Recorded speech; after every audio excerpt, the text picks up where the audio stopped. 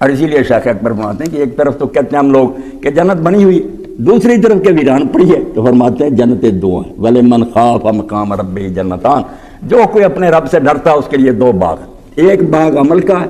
کہ جو کرتے ہیں اس کا ملے گا، ایک فضل کا کہ اپنی طرف سے ہماری نیکیوں سے بڑھ کر دے گا، جو اپنی طرف سے دینا وہ تو بنا رکھا، اور جو ہمارے اعمال کا صلہ ملنا ہے وہ ہم کریں گے تو پھر ہی ملے گا۔ اس لیے فرمایا کہ جنت میں جو کچھ تمہیں ملے گا وہ تمہاری اپنی نیکیاں ہوں، اور جہنم میں بھی جو تم دیکھو گے کہیں پیٹ پینے کو ملے گی، کہیں لو بہ رہا ہے، کہیں آگ ہے، یہ بھی سارے اپنے جرائم، اپنے بادامار ہیں جو اس شکل میں منتصر ہو جائیں گے۔ اس دنیا میں چیزیں سچ مچ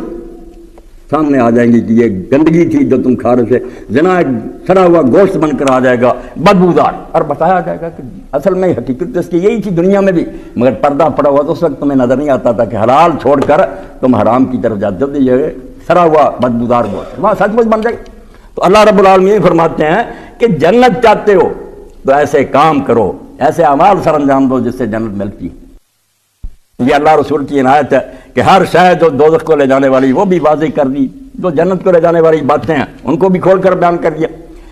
مگر اس بارے میں اصل شاید جو توجہ طلب ہے وہ یہ ہے کہ باتیں تو لوگ سارے کرتے ہیں، پتہ بھی ان چیزوں کا عموماً لوگ جانتے ہیں، بہت تھوڑے ہیں جو نہ جانتے ہیں، عوام تک جانتے ہیں کہ یہ باتیں جو ہیں اللہ کو ناراض کرنے والی ہیں، یہ باتیں خوش کرنے والی ہیں، مگر عمل کا داعیہ، عمل کا تقاضا، عمل کے لیے کوئی حرکت پیدا نہیں ہوتی، کرتے نہیں ہیں۔